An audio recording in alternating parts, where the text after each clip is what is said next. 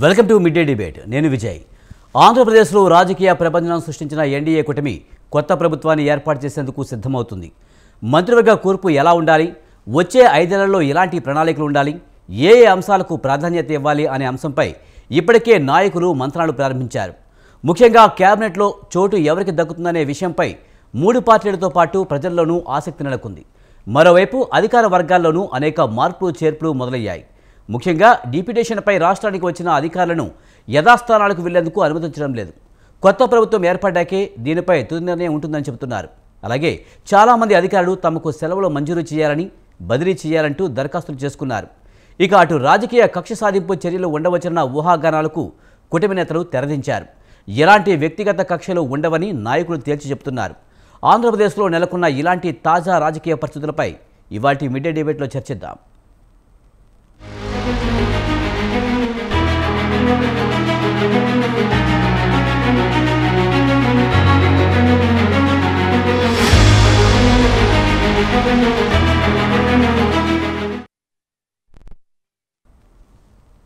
ఇక ఏపీలో war one sided నేపథ్యంలో ఇప్పుడు భాగస్వామ్య పార్టీల మధ్య అధికార పంపిణీ ఎలా జరగబోతుందనేది ఆసక్తి నిలుపుతుంది. ముఖ్యంగా బీజేపీ, జనసేనలకు ఎలాంటి ప్రాతినిధ్యం దక్కబోతుందనేది మరింత ఆసక్తిని పెంచుతుంది. ఇక దీనికి సంబంధించి మనతో మాట్లాడేందుకు మిట్టా పార్థసారథి గారు, మాజీ ఎమ్మెల్యే, బీజేపీ సీనియర్ నాయకులు, అలాగే కోల నాగేశ్వరరావు గారు, టీడీపీ రాష్ట్ర కార్యదర్శి మనతో ఉన్నారు. వారితో మాట్లాడదాం. ముందుగా మిట్టా పార్థసారథి గారు, నమస్తే అండి. నమస్తే విజయ్ గారు. సార్, ఏపీలో కూటమి భారీ విజయం సాధించిన నేపథ్యంలో పాలనలో భాగస్వామ్య పార్టీలకు ఎలాంటి ప్రాధాన్యం దక్కబోతుందన్నది చాలా ఆసక్తిని రేపుతుంది. ముఖ్యంగా రాజకీయ పార్టీల మధ్య అధికార పంపిణీ ఏ విధంగా ఉండే అవకాశం అంటారు? అందరికీ నమస్కారం అండి.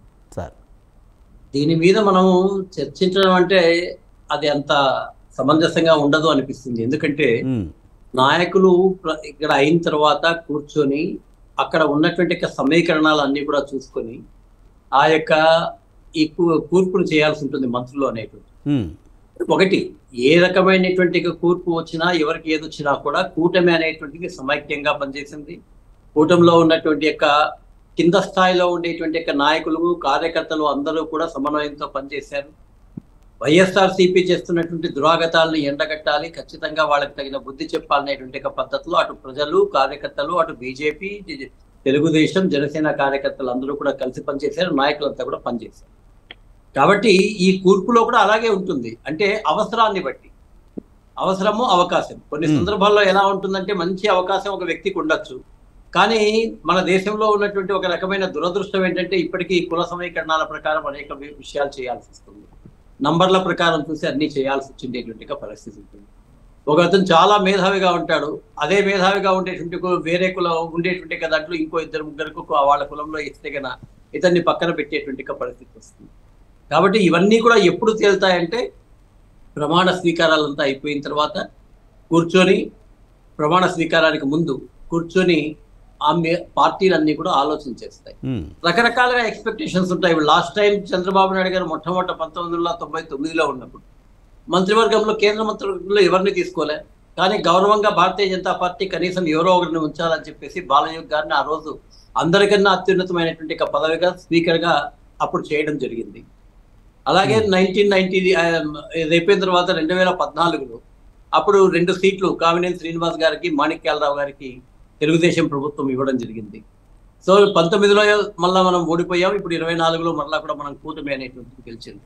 ఒకటైతే భారతీయ జనతా పార్టీతో ఎప్పుడు కూటమిగా ఉంటుందో అప్పుడు అన్ని సార్లు కూడా భారతీయ జనతా పార్టీ తరఫున కూటమి అనేటువంటి గెలుస్తోంది. ముఖ్యంగా ఈ రోజు ఏది ఏమైనా అండి, చంద్రబాబు నాయుడు గారిలో కూడా అంటే మేము గమనిస్తున్నటువంటిది, ఈ రాష్ట్రం అధోగతి పాలవుతోంది కాబట్టి ఏదో విధంగా అభివృద్ధి చేయాలనేటువంటి తపన ఆయన దగ్గర పూర్తిగా ఉంది. రెండోది, పవన్ కళ్యాణ్ గారు కూడా ఒక రకమైన మనం హ్యాట్స్ ఆఫ్ అతనికే చెప్పాల్సిందే. ఎందుకంటే మధ్యలో ఉన్నటువంటి కొన్ని సమస్యల కారణంగా కూటమి ఏర్పాటు ఉండదేమో అనేటువంటి పరిస్థితిలో అదేమో అలుపెరగని విక్రమార్కుడిలాగా ఆయన ప్రయత్నం చేయడం, అది కన్విన్స్ చేయడం, మొత్తం మీద ఆయన సాధించడం జరిగింది. ఈ ఏర్పాటును తీసుకొచ్చిన తర్వాత ఒకటి, భారతీయ జనతా పార్టీకి ఉండే గొప్పతనం ఏంటంటే ఒక్కసారి నమ్మి కూటమిలో చేరిన తర్వాత సొంత మనుషుల్లాగా వాళ్ళని చూసుకునేటువంటి పరిస్థితి ప్రతి ఒక్క చోట కూడా. వాస్తవంగా ఇప్పుడంటే కొన్ని తక్కువ ఉన్నాయి, కానీ ఫస్ట్ టైం 272 సీట్లు మాకున్నాయి. అయినా ఏ యొక్క కూటమి పార్టీని కూడా మేము వదిలిపెట్టకుండా అందరినీ కూడా తీసుకున్నాం. దాని తర్వాత 303 సీట్లు వచ్చాయి. అప్పుడు కూడా కూటమిలో ఉండేటువంటి వాళ్ళందరినీ కూడా మనం అందరినీ కూడా తీసుకోవడం జరిగింది. ఈ రోజు కూడా ఇది ఆంధ్రప్రదేశ్ కి ఒక గొప్ప వరంగా భావించాలి. పార్థసారథి మీరు చెప్తున్నట్టు 3 పార్టీలు చాలా సమన్వయంతో పనిచేసాయి అని చెప్తున్నారు. కానీ అదే సమన్వయం అధికార పంపిణీలో జరగవచ్చు. ఎందుకంటే చాలా భారీ విజయం అండి, 165 సీట్లు అనేది చాలా భారీ విజయం నేపథ్యంలో ఆశావహులు కూడా ఎక్కువగా ఉండే అవకాశం ఉంది కదా. దీంతో కొంత గందరగోళం ఉండే 165 మంది మంత్రులు కావాలంటారు, ఖచ్చితంగా 21 మంది మంత్రులు కావాలి. ఆశావహులు అవును అవును ఆశావహులు ఎక్కువగా ఉన్న నేపథ్యంలో సీనియర్లు చాలా మంది ఉంటారు కదా, సీనియర్లు ఎక్కువ పోటీ పడే పరిస్థితి ఉంటుంది కదా. అందులో ఇప్పుడు 3 పార్టీలు ఏ పోటీ పడినా కూడా ప్రతి ఒక్కరికి నచ్చ చెప్పేటువంటి ఒక విషయం ఉంటుంది. ఖచ్చితంగా వాళ్ళు కూడా అర్థం చేసుకుంటారు. ఇంట్లో అయితే సమస్య లేదు. ఒక్కోసారి చెప్పాను కదా ఇంతకు ముందు, ఖచ్చితంగా ఒక క్వాలిటీ ఉండేటువంటి వ్యక్తి ఉంటుంది, కానీ కుల సమీకరణలో ఆయనకు రాకపోవచ్చు. రెండోది ఏంటంటే ప్రతి ఒక్కరికి మంత్రి పదవి మాత్రమే కావాలి, ముఖ్యమంత్రి పదవి మాత్రమే కావాలి అనుకునేటువంటి యొక్క ఆలోచన అనేటువంటిది ఏ పొలిటికల్ నాయకుడు కూడా కరెక్ట్ కాదు. నిజంగా నిస్వార్థంగా ఉండి నువ్వు పనిచేయాలనుకున్నప్పుడు నీ పరిధి ఈ రోజు నీకు ఎమ్మెల్యే పరిధి వస్తే ఎమ్మెల్యే స్థాయిలో నువ్వు మోడల్గా చెయ్యి. ఆ మోడల్గా చేసిండేటువంటిది యావత్తు ప్రపంచానికి మార్గదర్శకంగా ఉండేట్లుగా చెయ్యి. అప్పుడు ముఖ్యమంత్రి కన్నా కూడా ఎక్కువ పేరు వస్తుంది. ఖచ్చితంగా కదా. నీవు నీ స్థానంలో ఎక్కడ ఉండి ఎంత నీ కెపాసిటీ ఉందో ఆ కెపాసిటీ అంతా కూడా మనసా వాచ కర్మణ పనిచేసి నిధులు తీసుకొని వచ్చి ఆ నిధుల్ని సక్రమంగా వినియోగింపజేసి, ఇక్కడ నిధులు రావడం పెద్ద సమస్య కాదండి, ఆటోమేటిక్గా ఫైనాన్స్ కమిషన్ నిధులు వచ్చేస్తూనే ఉంటాయి. అలాగే రాష్ట్ర ప్రభుత్వాలు కూడా ఒక ఎమ్మెల్యేకి ఇంత నిధులు అని చెప్పేసి కూడా ఇస్తూ ఉంటాడు. వాటిని సక్రమంగా నిజమైనటువంటి అవసరాలకి నిస్వార్థంగా ఏది అవసరం ఉందో అది ఉపయోగించుకుంటూ పోతే ఎమ్మెల్యే పదవైనా మంత్రి పదవైనా లేకపోతే ముఖ్యమంత్రి పదవైనా కూడా దాదాపు సమానమే అనేటువంటి పరిస్థితి ఉంటుంది. రైట్. మనతో పాటు కొల్లా నాగేశ్వరరావు గారు టీడీపీ రాష్ట్ర కార్యదర్శి, అలాగే విజయ్ కుమార్ గారు జనసేన రాష్ట్ర ప్రధాన కార్యదర్శి ఇద్దరు జాయిన్ అయ్యారండి. ముందుగా నాగేశ్వరరావు గారు నమస్తే అండి. సార్, ఏపీలో కొన్ని భారీ విజయం సాధించింది, ఇంకా అధికార పంపిణీ మిగిలి ఉంది, ఎవరికి ఏమేమి సీట్లు రాబోతున్నాయి, ఎవరికి మంత్రి పదవులు రాబోతున్నాయి అనేది చాలా ఆసక్తిగా నెలకొన్న పరిస్థితుల్లో ఇప్పటికే పవన్ కళ్యాణ్ హోమ్ మినిస్టర్ అని, డిప్యూటీ సీఎం అని రకరకాల ఊహాగానాలు వస్తున్నాయి. ఇంకా ప్రభుత్వం అయితే ఏర్పడలేదు, ఎలా చూడాలి? అందరికీ నమస్కారం. మా ఈ డిబేట్ లో ఉన్న పెద్దలందరికీ, పార్థసారథి గారికి, జనసేన నాయకులకి, అలాగే స్వతంత్ర టీవీ ప్రేక్షకులకి, యాజమాన్యానికి. ఎందుకు యాజమాన్యానికి ఎందుకు అన్నానంటే, మమ్మల్ని ప్రతిపక్షంలో ఉన్నప్పుడు మా గోడు వినడానికి మీ టీవీ ఛానల్స్ డిబేట్ లో ఎన్నోసార్లు మమ్మల్ని తీసుకున్నందుకు మేము అభినందనలు. ఇప్పుడు రాష్ట్ర ప్రజలందరికీ కూడా మీ ద్వారా రాష్ట్ర ప్రజలందరికీ కూడా మరి ధన్యవాదాలు తెలియజేస్తున్నాను. ఇలా స్వతంత్రం ఆంధ్రప్రదేశ్ వచ్చినట్టు, ప్రజాస్వామ్యం వచ్చినట్టు. ఇప్పటి నుంచి అంబేద్కర్ రాజ్యాంగం నడుస్తుంది. కానించి చాలా చాలా చాలా ఆనందంగా ఉందండి. ఈ పదవుల విషయం, ఈ పదవుల పంపకాలు, పదవుల విషయం పక్కన పెడితే ఆంధ్రప్రదేశ్ 5 కోట్ల మందికి ప్రజాస్వామ్యం వచ్చిందండి, స్వతంత్రం వచ్చింది. అసలు బ్రిటిష్ పాలనలో కూడా పడలేనన్ని బాధలో మధ్య తరగతి, దిగు మధ్య తరగతి, సామాన్య ప్రజల్లో అసలు ఒక వర్గం కాదు, ఒక వర్ణం కాదండి. అసలు ఇటువంటి 5 సంవత్సరాలు, ఇటువంటి నేను 89 నుంచి పూర్తిగా రాజకీయాల్లో నాకు ఫస్ట్ ఓటు వచ్చిన కాంచి కూడా బూత్ ఏజెంట్ కాంచి పనిచేసుకుంటూ, మొన్న అవకాశం వస్తే తెలుగుదేశం ఎమ్మెల్యే అవుదు నేను కూడా. సరే, దానివల్ల ఏం బాధ లేదు. ఎందుకంటే మంచి మా వ్యవహారం కూడా అంజబాబు గారు అంటే మా కుటుంబ సభ్యులైన చాలా మంచి గొప్ప వ్యక్తి ఎమ్మెల్యే. ఎందుకంటే ఇంత ముందర చేసిన ఎమ్మెల్యే గంధి శ్రీనివాసరెడ్డి ఎంత దుర్మార్గాలు అంటే జగన్ గారిని అత్యంత దుర్మార్గాలు చేశాడు ఆయన. అది పక్కన పెడితే రాష్ట్ర ప్రజలందరికీ స్వతంత్రం వచ్చిందండి, ఇది చాలా ఆనందపడుతున్నాం. సరే, మీరు చెప్పింది ఏంటంటే పదవుల విషయం. ఇవాళ చంద్రబాబు నాయుడు గారికి ముఖ్యమంత్రి పదవి కొత్త కాదు, నరేంద్ర మోడీ గారికి ప్రధానమంత్రి పదవి కొత్త కాదు. ఆయన 2 సార్లు గతంలో 2 సార్లు మంచి సొంత మెజార్టీ వచ్చింది. 3వసారి కూడా 240 సీట్లు అంటే సామాన్య విషయం కాదు. ఈ పరిస్థితుల్లో ఇంత అఖండ భారతదేశంలో ఇన్ని వర్గాలు, వర్ణాలు, కులాలు, మతాలు నిజంగా ఈ భారతదేశాన్ని పరిపాలనతో అంటే ప్రపంచ నాయకుడితో లెక్కన వ్యవహారం మన భారతదేశ ప్రధానమంత్రి అంటే ఆయన కూడా ఒక మంచి వ్యక్తి. ఇవాళ ఎన్డీఏకి చాలా కమిట్మెంట్ గా మేము నిజంగా కూడా 3 పార్టీలు, భారతీయ జనతా పార్టీ, జనసేన, తెలుగుదేశం, ఈ ఎన్నికల్లో 175 నియోజకవర్గాల్లో అసలే కింద స్థాయి ఓటర్ కానించి పెద్ద నాయకుల వరకు ఎంత సమన్వయంతో పనిచేసామంటే ఇటువంటి కూటమి ఇంత బాగా నడుస్తుంది అనేది చరిత్ర అండి. కాబట్టి ఇప్పుడు ఇంత మ్యాండేట్ వచ్చే పదవుల కోసం ఆశించి పదవులే ఇది ఆశ ఉంటది. ఇప్పుడు ప్రజాస్వామ్యంలో ప్రజలకు పనిచేసేటప్పుడు ప్రభుత్వంలో ఏదో పదవి చేస్తే ఆ గుర్తింపు, ఆ గౌరవం, ఆ వ్యవహారం దాని ప్రతి ఒక్కరికి ఉంటదండి. కానీ దాని గురించే ఆశించి దానికోసం ఆలోచిస్తే ప్రజలకు మనం ఏం చేయలేం. మంత్రి పదవులు టీడీపీలో చాలా మంది సీనియర్లు ఉన్నారు. ఇప్పటికే కొన్ని చోట్ల మిత్రపక్షాల కోసం సీట్లు త్యాగం చేసిన వాళ్ళు కూడా ఉన్నారు కదా.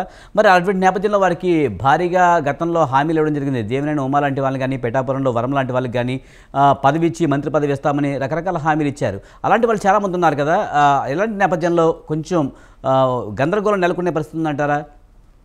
లేదండి, ఎవరికి కూడా నారా చంద్రబాబు నాయుడు గారు ఫస్ట్ నుంచి కూడా ఒకటే, కూటమిని ఏర్పాటు చేసిన తర్వాత ప్రతి సభలో మమ్మల్ని మరి అంతరంగంగా మాట్లాడినప్పుడు కానీ, టెలికాన్ఫరెన్స్ విషయంలో కానీ ఎప్పుడు కూడా మనము కూటమి ఏర్పాటు చేస్తున్నాం, ఒక రాక్షసుల మీద యుద్ధం చేస్తున్నాం.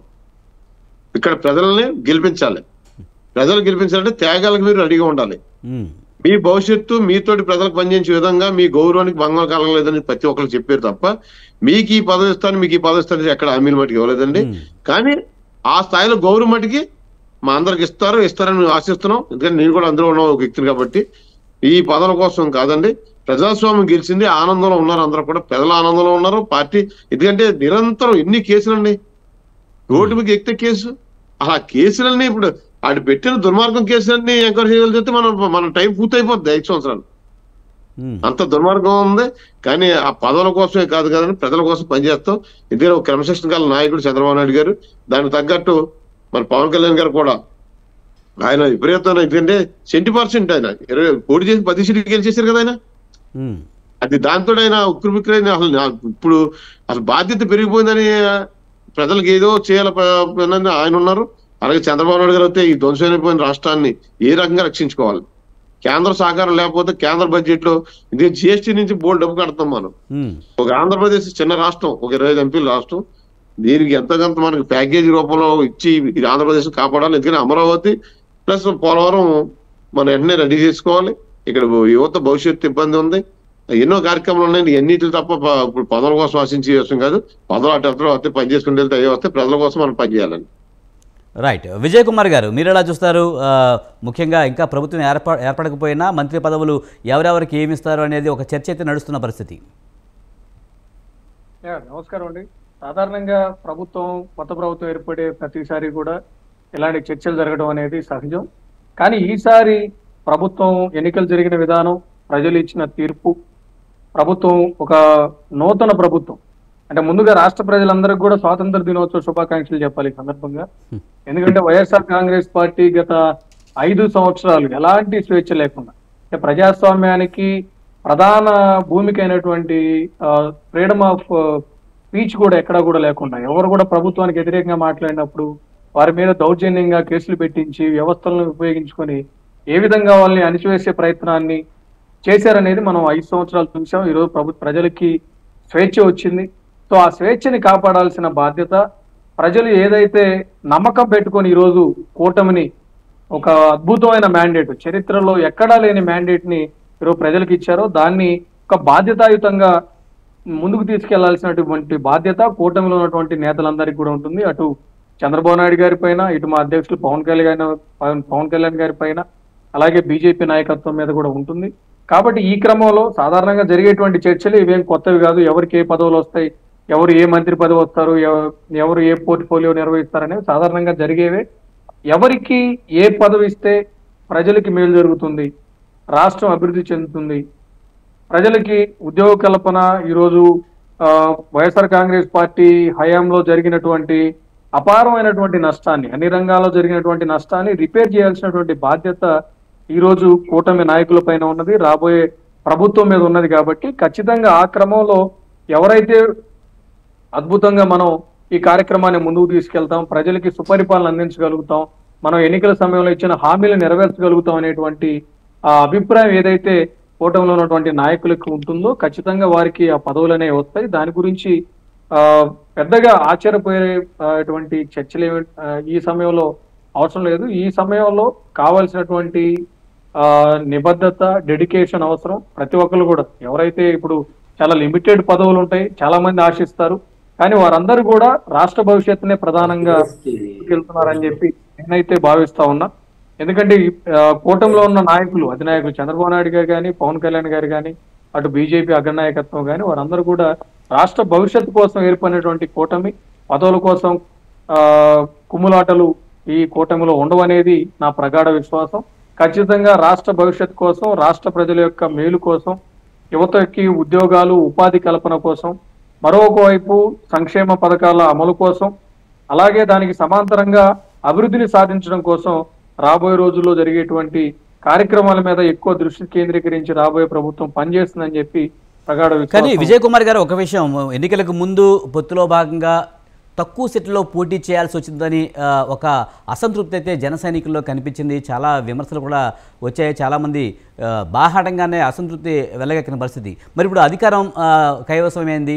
ఈ నేపథ్యంలో తమకు ఎక్కువ ప్రయారిటీ ఇవ్వమని జనసేన అడిగే పరిస్థితి లేదంటారా? ఖచ్చితంగా అండి.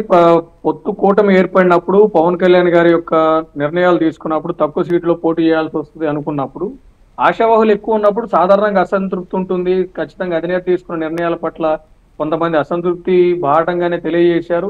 కానీ తర్వాత ఎప్పుడైతే పవన్ కళ్యాణ్ గారు రాష్ట్ర భవిష్యత్తు కోసం ఈ నిర్ణయం తీసుకున్నారు అని చెప్పి మేము చాలా మంది పార్టీలో ఉన్న సీనియర్ నాయకులు కానీ, సీట్ల కోసం ఆశావాహులు కానీ, వీరందరూ కూడా తర్వాత అధినేత నిర్ణయాన్ని అర్థం చేసుకున్నటువంటి పరిస్థితి చాలా ఉంది పార్టీలో. ఎక్కడ కూడా అసంతృప్తులు 1-2 ఉన్నా కూడా వారందరూ కూడా బయటకు వెళ్ళిపోయారు. బాహటంగా చెప్పారు, వెళ్ళిపోయారు. పార్టీలో ఉన్న ప్రతి ఒక్కరు కూడా అధినేత తీసుకున్న నిర్ణయానికి కట్టుబడి మేమందరం కూడా పనిచేస్తా ఉన్నాం. వారు ఏదైతే నిర్ణయం తీసుకున్నారో రాష్ట్ర భవిష్యత్తు కోసం మనందరం కూడా డెడికేటెడ్ గా, నిజాయితీగా కష్టపడాలి. ఇది మనందరి మీద బాధ్యత అని చెప్పి మేమందరం భావించాం. అంటే పవన్ కళ్యాణ్ మీద ప్రెజర్ వచ్చే అవకాశం లేదంటారా?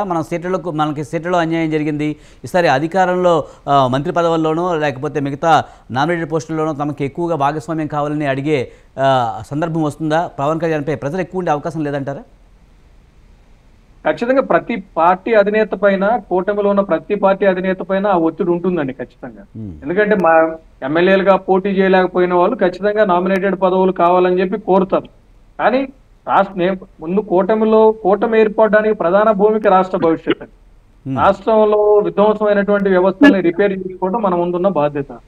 దానికోసం కూటమిలో ఉన్నటువంటి నాయకులు, అధినాయకులు ఏ విధమైన నిర్ణయాలు తీసుకుంటారు, ఏ విధంగా ఆ పదవులనే పంపిణీ జరుగుతుంది అనేది వారు నిర్ణయించుకుంటారు. దానిపైన ఒత్తిడి ఉండదని నేను చెప్పను. ఒత్తిడి ఉండదంటే నేను అబద్ధం అన్నట్టే. ఒత్తిడి ఖచ్చితంగా ఉంటుంది. ఆ ఒత్తిడి ఖచ్చితంగా ఉంటుంది. దాన్ని నాయకులు సెట్ చేస్తారు. ఆ పార్టీలో ఉన్న నాయకులు ఎవరికి ఏ విధమైనటువంటి పదవులు ఇవ్వాలి, ఎవరికి ఆయా పదవులు ఇస్తే రాష్ట్రం బాగుపడుతుంది, ప్రజలకు సరైన న్యాయం చేయగలుగుతాం అనే కోణంలో ఖచ్చితంగా నిర్ణయాలు ఉంటాయి. ఎవరైతే అసంతృప్తులు ఉన్నారో వాళ్ళని ఏ విధంగా బుజ్జగించాలనేవి పార్టీ అధినాయకత్వాలు చూసుకుంటారు. మరి ఇప్పటికే పవన్ కళ్యాణ్కి హోమ్ మినిస్టర్, డిప్యూటీ సీఎం అంటున్నారు. మరి దానికి యాక్సెప్ట్ చేసే అవకాశం ఉందంటారా పవన్ కళ్యాణ్? లేకపోతే ఇంకొక మాట ఏంటంటే ఆయన అధికారం తీసుకోరు, పార్టీలో ఉన్న నేతలకు మాత్రమే మంత్రి పదవులు ఇప్పించి ఆయన న్యూట్రల్గా ఉండిపోతారు, ఏ పదవి తీసుకోకుండా అనే వార్తలు కూడా నడుస్తున్నాయి. మీరు చెప్పిన 2 కోణాలు కూడా ఊహాగానాలేనండి. దానికి సంబంధించి ఎలాంటి ఏదో ఒకటి జరగాలి కదా, పదవి తీసుకోవడమో పదవి తీసుకోకపోవడం ఏదో ఒకటి అయితే జరగాలిగా. అది పవన్ కళ్యాణ్ గారు ఈ బాధ్యత తీసుకుంటే ప్రజలకు నేను న్యాయం చేయగలుగుతాను అని వారు భావించినప్పుడు వారు ఆ బాధ్యత తీసుకుంటారు. దానికి మేమందరం కూడా సమ్మతించి వారు వెనక నడవడానికి సిద్ధంగా ఉన్నాం. వారు ఏ బాధ్యత తీసుకున్నారు, ఎందుకంటే he has proven that is an eligible leader. ఈ నోబుల్ లీడర్షిప్ పాలిటిక్స్ ఉన్నాయి, ఆయన ప్రూవ్ చేసుకున్నారు. కానీ సాధారణంగా మనం చూస్తే కనుక పవన్ కళ్యాణ్ని జనసేన నాయకులు కానివ్వండి, లేకపోతే అభిమానులు కానివ్వండి, ఒక సీఎంగా చూడాలని ఒక కోరికతో అయితే ఎప్పుడు కూడా ఉంటారు. అలాంటి పవన్ కళ్యాణ్ ఏదైనా ఒక డిప్యూటీ సీఎంకో లేకపోతే మంత్రి పదవికో పరిమితం అయితే పెద్దగా యాక్సెప్ట్ చేయని పరిస్థితి నెలకొంటుంది కదా. ఈ నేపథ్యంలో ఆయన మంత్రి పదవి ఖచ్చితంగా తీసుకోకపోవచ్చు అని ఒక విశ్లేషణ అయితే వెలువడుతుంది. యాక్చువల్గా ఏంటంటే ఇప్పుడు ప్రతి పార్టీ అధినేత కూడా ముఖ్యమంత్రి కావాలని ఆ పార్టీ నాయకులకి, కార్యకర్తలకు ఖచ్చితంగా ఉంటుందండి. అలాగే జనసేన పార్టీ నాయకులకి, కార్యకర్తలకు ఆశ ఉంది. అది నెరవేరాలని చెప్పి మేము కూడా కోరుకుంటాం. కానీ ఈ రోజు పవన్ కళ్యాణ్ గారు ఇక్కడ కూటమి ఏర్పడడంలో, కూటమి బ్రహ్మాండమైన విజయం సాధించడంలో, అలాగే ఇక్కడ వచ్చినటువంటి సీట్ల ద్వారా దేశ రాజకీయాల్లో కూడా ఒక ప్రధానమైన, ఒక విశేషమైన పాత్ర పోషించగలిగే స్థాయికి ఈరోజు వచ్చాం. సో పదవుల కన్నా కూడా ఈరోజు రాష్ట్ర దేశ రాజకీయాల్లో కీలకంగా మారి ప్రజల భవిష్యత్తు మార్చగలిగేటువంటి ఒక పెద్ద బాధ్యత ఈరోజు పవన్ కళ్యాణ్ గారి చేతుల్లో ఉంది, వారి నిర్ణయాల మీద ఆధారపడి ఉన్నది. కాబట్టి ఖచ్చితంగా ఆ పదవులు అనేవి ప్రజలకి మేలు చేయడం కోసం ఏ పదవి అయితే సముచితం అని చెప్పి పవన్ కళ్యాణ్ గారు భావిస్తారో, వారు పదవి తీసుకున్నా తీసుకోకపోయినా కూడా జనసేన పార్టీ నాయకులు వారందరూ కూడా ఆయన తీసుకునే నిర్ణయాలకు అనుగుణంగా ఆయన వెంట నడవడానికి సిద్ధంగా ఉన్నాం. నిజంగా వారు ఇదిగో ఈ పదవి నేను తీసుకుంటే ప్రజలకు న్యాయం చేయగలుగుతా, ప్రజలకు మనం ఇచ్చినటువంటి హామీలు నెరవేర్చడంలో మనకు ఉపయోగపడుతుందని చెప్పి వారు భావించినప్పుడు ఖచ్చితంగా వారు ఆ బాధ్యత తీసుకోవడానికి నిరంతరం సంసిద్ధంగా ఉంటారని చెప్పి నేను వ్యక్తిగతంగా నేను భావిస్తా ఉన్నాను. రైట్. పార్థసారథి గారు, ముఖ్యంగా ఏపీలో అధికార పంపిణీ ఎలా ఉన్నా ఎన్డీఏ కూటమిలో కేంద్రంలో ఎలాంటి ప్రాధాన్యత దక్కబోతుంది అనేది కూడా ఆసక్తి నెలకొన్న పరిస్థితి. కేంద్రంలో ఎన్డీఏకి పూర్తి మెజారిటీ లేకపోవడం కూడా ఇక్కడ ఏపీలో కూటమికి కలిసి వచ్చే అవకాశాలు ఉన్నాయని విశ్లేషణ జరుగుతోంది. సార్ మీ వాయిస్ రావడం లేదు సార్. మీకు విశ్లేషణలు అనేదానికన్నా కూడా మిగతా కూటములంతా కూడా వాళ్ళ సోషల్ మీడియా పెట్టుబడి పెట్టి చేసిన సోషల్ మీడియాలో రకరకాల వాళ్ళ ప్రచారాలు చేస్తూనే ఉంటారు. అవును, ఒక కన్ఫ్యూజన్ క్రియేట్ చేయాలని అంటే ఇప్పటి నుంచినే మొదలు పెట్టేశారు.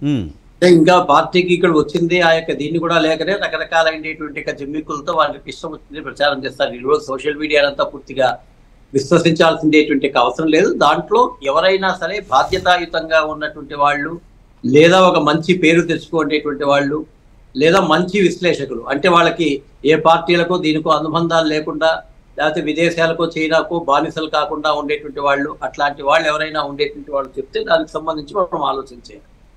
రెండోది ఏంటంటే అండి, మనకు ఈ కూటమి అనేటువంటిది, ఎన్డీఏ కూటమి అనేటువంటిది ఈరోజు కొత్తగా వచ్చింది. ఇది కాదు, 1999లోనే ఏర్పడింది. యాక్చువల్గా 1998లో ఇండిపెండెంట్గా మనం వెళ్ళడం జరిగింది. ఇక్కడ ఆంధ్రప్రదేశ్లో అప్పుడు కూటమి చంద్రబాబు నాయుడు గారు లేరు. అప్పుడే 18% ఓట్లు భారతీయ జనతా పార్టీకి ఇక్కడ వచ్చాయి. 4 ఎంపీ సీట్లు వచ్చాయి, 7 ఎమ్మెల్యేస్ కూడా అక్కడ వచ్చాయి. 99లో దేశహితం దృష్ట్యా, అప్పుడు కేవలం 13 రోజులు మాత్రమే ఉండింది భారతీయ జనతా పార్టీ వాజ్పేయి గారి ప్రభుత్వం. దేశహితం దృష్ట్యా 1999లో, అంటే వాజ్పేయి గారు ఇదైపోయిన తర్వాత ఒక్క సంవత్సరం కూడా ఈ కాంగ్రెస్ పార్టీ ఎవరిని ఉండనివ్వలే. ఎప్పుడు కూడా ఎవరెవరికి ఎంతెంత లాభాలను కొట్టుకుంటూ అవినీతిలోనే ఆ పార్టీ చచ్చిపోయేది. కాబట్టి మళ్ళీ 99లో ఎన్నికలు వచ్చాయి. 99లో ఎన్నికలు వచ్చినప్పుడు కూడా ఆ రోజు ఈ యొక్క కూటమి ఉంది. ఆ రోజు ఇంకా 27 పార్టీలకు సంబంధించినటువంటి కూటమి ఉంది. ఆ కూటమినంతా కూడా సమర్థవంతంగా నడిపించినటువంటి యొక్క ఉదాహరణ మన కళ్ళ ముందర ఉంది. అలాగే 2014లో కూడా ఇంతకుముందే చెప్పాను నేను, పూర్తి మెజారిటీ వచ్చినా కూడా భారతీయ జనతా పార్టీకి సహకరించినటువంటి కూటమినంతా కూడా అట్లాగే తీసుకుని వెళ్ళినటువంటి చరిత్ర కూడా భారతీయ జనతా పార్టీకి ఉంది. కారణం ఏమంటే, భారతీయ జనతా పార్టీకి ప్రధాన లక్షణం భారతమాత, భారతదేశం జగద్గురు స్థానంలో ఉండాలి, ప్రపంచానికి మార్గదర్శకంగా ఉండాలి. భారతదేశంలో ఉన్న సబ్కా సాత్ సబ్కా వికాస్ అనే నినాదంతో సర్వే జనా సుఖినో భవంతు అనేది హిందూ ధర్మంలో ఏదైతే ఉందో దాన్ని మనసా వాచా కర్మణ ఆచరిస్తూ అందరూ బాగుండాలని కోరుకునేటువంటిది భారతీయ జనతా. రెండోది మనం చూస్తే, పదవి అనేటువంటిది సేవ చేసేదానికే తప్ప దాన్ని దోచుకోవడానికి కాదు అనడానికి అనేక మంది భారతీయ జనతా పార్టీలో ఉదాహరణలు కనిపిస్తారు. వాజ్పేయి గారు కానివ్వండి, అద్వానీ గారు కానివ్వండి, అంతకుముందు శ్యాంప్రసాద్ ముఖర్జీ గారు కానివ్వండి, దీన్ దయాళ్ ఉపాధ్యాయ గారు కానివ్వండి, యోగి ఆదిత్యనాథ్ గారు ఇప్పుడు కానివ్వండి, నరేంద్ర మోడీ గారు కానివ్వండి, నితిన్ గడ్కరీ గారు కానివ్వండి, నిర్మలా సీతారామన్ గారు కానివ్వండి, ఎవరైనా సరే ఇంతవరకు భారతీయ జనతా పార్టీ మీద రకరకాలైన పిచ్చి ఆరోపణలు ఏదో ఒకటి చేశారు. కానీ అవినీతి మీద ఆరోపణ ఇంతవరకు ఎవడూ చేయలేదు కదా. 14 సంవత్సరాలు ముఖ్యమంత్రిగా నరేంద్ర మోడీ గారు ఉన్నా, 10 సంవత్సరాలు ప్రధానమంత్రిగా ఉన్న, పనికి మాలిన విషయాలకు సంబంధించి రకరకాలైనటువంటి కుత్సితాలన్నీ కూడా కాంగ్రెస్ పార్టీ చేసింది, దాని కమ్యూనిస్టు పార్టీ చేసింది. ఈ కుహనా లౌకికవాదులు వీళ్ళందరూ చేసేవాళ్ళు. ప్రొఫెసర్ నాగేశ్వరరావు లాంటి వాళ్ళైతే ఎప్పుడు దానికి సంబంధించి ఏదో ఒక వంకతో మా బీజేపీని విమర్శించేటువంటి వాళ్ళు, ఇట్లాంటి వాళ్ళని చూసాం. కానీ ఎవడు కానీ అవినీతి అనేటువంటి విషయాన్ని తీసుకొని రాలే. అందరినీ కలుపుకుంది అనేటువంటి విషయంలో కూడా అలాగే ఉంది. అయితే అంతే సమర్థవంతంగా కూడా శివసేన ఏ రోజైతే అహంకారంతో ప్రవర్తించిందో ఆ రోజు శివసేనని పక్కన పెట్టడానికి కూడా సిద్ధపడింది. అధికారం పోతుంది అనుకున్నా కూడా పెద్దగా కేర్ చేసేటువంటి పార్టీ కాదండి భారతీయ జనతా పార్టీ. ఉన్నంతలో నీతివంతంగా ఉండాలా, ప్రజాస్వామ్య పద్ధతిలో ఉండాలా. మీకు చిన్న ఉదాహరణ చెప్పాల్సి వస్తే, నిజంగా 356 ఆర్టికల్ని తీసుకొని ఆ రోజు కోవిడ్ పేరుతో కేరళను పశ్చిమ బెంగాల్లో మొత్తాన్ని కూడా మేము ఎన్నికలను వాయిదా వేసేసి రాష్ట్రపతి పాలన పెట్టేసి వీళ్ళ యొక్క అవినీతి కూడా మొత్తం బయట పెట్టేటువంటి పరిస్థితి ఉండేది. కానీ ఒకటే నిర్ణయం తీసుకోవాలి భారతీయ జనతా పార్టీ, మనం ప్రజాస్వామ్యానికి ఒక మచ్చుతునకలాగా ఉండాలి తప్ప కాంగ్రెస్ పార్టీ చేసినట్లుగా 356 ఆర్టికల్ని ఎన్నిసార్లు అంతే అన్ని పెట్టేది మంచిది కాదు అనే విషయంలోనే ధైర్యంగా ఉన్నాం. ప్రజలు ఏ యొక్క తీర్పు ఇస్తే ఆ తీర్పును మనం తీసుకుని పోతున్నాం. 2 సీట్లు ఉన్నప్పుడు ఒకే స్థాయిలో ఉన్నాం, 86 సీట్లు వచ్చినప్పుడు ఒకే స్థాయిలో ఉన్నాం, 122 సీట్లు వచ్చినప్పుడు ఒకే స్థాయిలో ఉన్నాం, 272 సీట్లు వచ్చినప్పుడు ఒకే స్థాయిలో ఉన్నాం, 303 వచ్చినప్పుడు ఒకే స్థాయిలో ఉన్నాం, ఈ రోజు 240 వచ్చినప్పుడు కూడా ఒకే స్థాయిలో ఉన్నాం. మా యొక్క ఆలోచన ఎంతసేపు అయినా నేషన్ డెవలప్మెంట్. దానికి ఉదాహరణగానే ఈ రోజు మనం చూస్తే 2004 నుంచి 2014 దాకా మన్మోహన్ సింగ్ గొప్ప ఆర్థికవేత్త అనిపించుకున్నటువంటి ఆయన హయాంలో 11 లక్షల కోట్ల నుంచి 13 లక్షల కోట్లు మాత్రమే దేశ బడ్జెట్. ఈ రోజు అప్పుడుండేటువంటి పన్నుల కన్నా చాలా పన్నుల శాతాన్ని తగ్గించి ఈ రోజు దేశ బడ్జెట్ 49,50 లక్షల కోట్లు, 50,000 కోట్లు. మామూలుగా 13 నేను లెక్కలు చెప్తుంటాను, 13 గట్ల 13, 13 26, 13 39, 13 52, అంటే 4 రెట్లు దేశ ఆర్థిక పరిస్థితిని తీసుకొచ్చారు. అయితే ఇంకా గొప్పగా చెప్పుకునేది అంటే ఏ రోజైనా సరే నరేంద్ర మోడీ గారు ఇది 144 కోట్ల దేశ ప్రజల యొక్క గొప్పతనం, ట్యాక్సుల్ని సక్రమంగా కడుతున్నారు. ఈ రోజు జిఎస్టీ తీసుకొచ్చిన తర్వాత చెక్ పోస్టులు లేకపోయినా కూడా ఇంకా అందరూ కూడా ట్యాక్సులు ప్రభుత్వానికి కడుతున్నారు, అదే ప్రజా ఖజానాకు వస్తుంది. దాంతోనే ఈ రోజు రోడ్లు కానివ్వండి, గ్రామీణ రోడ్లు కానివ్వండి, హాస్పిటల్ కానివ్వండి, పంచాయతీ భవనాలు కానివ్వండి, పోలవరం ప్రాజెక్టు కానివ్వండి, అమరావతికి ఇచ్చిన నిధులు కానివ్వండి, ప్రతి ఒక్కటి కూడా చేస్తున్నామంటే ఇది ప్రజల సొత్తు, ప్రజల సొత్తుకు కాపలాదారుగా మనం ఉంటామనే పద్ధతిలో ఉన్నప్పుడు ఇంకా మిగతావి ఏమీ రావండి. నీకు వస్తుందా, సీట్ వస్తుందా, అవసరాన్ని బట్టి ఏమైనా మార్చుకుంటారు తప్ప ఎవ్వరు కానీ ఇబ్బంది పడకుండా ఉండే విధానంలోనే ఉంటారు. అందుకనే ఈ రోజు కాంగ్రెస్ మరుసటి రోజు వస్తానే చంద్రబాబు నాయుడు గారికి, నితీష్ కుమార్ గారికి రకరకాల గాలాలు వేశారు. కానీ చంద్రబాబు నాయుడు గారు కానీ, నితీష్ కుమార్ గారు కానీ గతంలో ఉన్నటువంటి అనుభవాల దృష్ట్యా ఏ పార్టీ అయితే మంచిది అని మనసా కర్మణాన్ని విశ్వసించారో ఆ పార్టీకి బహిరంగంగా ఈరోజు మద్దతు ఇచ్చేటువంటి పరిస్థితి ఉంది. సో ఒకవైపు భారతీయ జనతా పార్టీ కూడా వ్యక్తుల్ని కలుపుకొని పోతుంది, ఆ కలిసిండేటువంటి వ్యక్తులు కూడా భారతీయ జనతా పార్టీ యొక్క సంస్కారంతో వాళ్ళు కూడా పూర్తిగా సంస్కారవంతులు అయ్యేటువంటి పరిస్థితి ఉంది. దీంట్లో పవన్ కళ్యాణ్ గారి గురించి కూడా మనం చెప్పాలి. 2014లో వారు బేషరతుగా భారతీయ జనతా పార్టీకి మద్దతు ఇచ్చారు. దాని తర్వాత 5 సంవత్సరాలు కాదు కదా, 10 సంవత్సరాలు భారతీయ జనతా పార్టీ అధికారంలో ఉంది కదా. కనీసం ఏ రోజైనా ఒక మంత్రి పదవి కానీ, ఒక కార్పొరేషన్ చైర్మన్ కానీ, ఒక కాంట్రాక్టు కావాలని కానీ ఆయన ఒక్కరోజు కూడా అడగలే. అందుకే భారతీయ జనతా పార్టీ మధ్యలో ఎన్ని రకాలుగా ఎవరెన్ని మాట్లాడినా కూడా జనసేన పార్టీతో పొత్తు ఉంటుంది, వాళ్ళు వద్దనుకుంటే తప్ప అనేటువంటి పదాన్ని మనం ఎప్పుడు కూడా మాట్లాడడం జరిగింది. ఆ గౌరవం ఎందుకు ఇస్తున్నామంటే అతను కూడా అదే స్థాయిలో నీతివంతంగా పనిచేశాడు కాబట్టి. ఆ నీతివంతమైన పని చేసిండే దానికోసమే ఈ రోజు 21 సీట్లకు 21 సీట్లు 100% ప్రపంచంలోనే ఇది ఒక రికార్డు. అది వచ్చిందంటే అతను నిస్వార్థంగా ఆలోచన చేసిండేటువంటి విధానం. కాబట్టి ఈ రోజు కూడా జన సైనికులు కానీ, జనసేన పార్టీ కానీ, భారతీయ జనతా పార్టీ యొక్క కార్యకర్తలు కానీ, భారతీయ జనతా పార్టీ యొక్క నాయకులు కానీ దేశ హితం దృష్ట్యా, రాష్ట్ర హితం దృష్ట్యా పెద్దలు కలిసి ఏ నిర్ణయం తీసుకుంటే ఆ నిర్ణయానికి మనసా వాచా కర్మణ పనిచేస్తారు, నిలబడతారు, రాష్ట్ర అభివృద్ధి ధ్యేయంగా పనిచేస్తారు. కానీ ఏదేమైనప్పటికీ కూడా గతంలో కేంద్రంలో అధికారంలో ఉన్న బీజేపీ కొంత ఏపీని నిర్లక్ష్యం చేస్తుందనే వాదన అయితే మొదట్లో టీడీపీ వినిపించింది, తర్వాత వైసీపీ చెప్పింది. ఎలాంటి నేపథ్యంలో మరి ఏపీ ప్రయోజనాల కోసం ఏమైనా స్టెప్ తీసుకునే అవకాశం ఉందని కొన్ని వార్తా కథనాలు అయితే వినిపిస్తున్నాయి. చంద్రబాబు నాయుడు కానీ అంటే కట్టుబడి ఉండొచ్చు, కానీ చాలా మటుకి వార్తలు వస్తున్నాయి. దీన్ని ఎలా చూడాలి మరి? ఒకటైతే వాస్తవం, బహిరంగ ఛాలెంజ్ అని చెప్తాను నేను ఎప్పుడైనా. బహిరంగ ఛాలెంజ్. భారతీయ జనతా పార్టీ విభజించిన తర్వాత ఆంధ్రప్రదేశ్కి అనేక రకాలైన అభివృద్ధి పథకాలు ఇచ్చారు. 10 సంస్థలు, కేంద్ర సంస్థలు 10 సంవత్సరాల లోపల చూడండి అని మాత్రమే దీంట్లో ఉన్నప్పటికీ, ఏది విభజన చట్టంలో ఉన్నప్పటికీ 27 కేంద్ర సంస్థల్ని భారతీయ జనతా పార్టీలో ఉండేటువంటి ఎన్డీఏ ప్రభుత్వం ఆంధ్రప్రదేశ్కి 2014లోనే ఇచ్చింది. అప్పటికి బిల్డింగులు తయారు కాకపోయినా మొట్టమొదటి ఏదో ఒక మామూలు రెంటెడ్ బిల్డింగ్ లో అయినా సరే పెట్టేసి కేంద్ర సంస్థలు మీరు పెట్టండి, ఫస్ట్ డెవలప్ కావాలనేటువంటి పద్ధతిలో ఇచ్చింది. దేశవ్యాప్తంగా 2 కోట్ల ఇళ్ళు ఇస్తే ఒక ఆంధ్రప్రదేశ్కే 28 లక్షల ఇండ్లు ఇచ్చింది. ఎందుకంటే ఇది విభజిత ఆంధ్రప్రదేశ్ కాబట్టి దానికి కావాలని. పోలవరంకి 100% నిధులు ఇస్తామని చెప్పింది. ఎప్పుడెప్పుడైతే బిల్లులు వచ్చాయో ఆ బిల్లులు శాంక్షన్ అయినాయో ఆ యొక్క నిధులన్నీ కూడా ఇస్తా ఉంది. అమరావతికి కూడా కావాల్సిందేటువంటి నిధులు ఇచ్చింది. కాకపోతే కుట్రదారులు ఈ యొక్క దేశంలో చాలా ఎక్కువ. సోరేసును కూడా పిలుచుకొని వచ్చి కుట్రలు చేసిండేటువంటి దేశం మనది.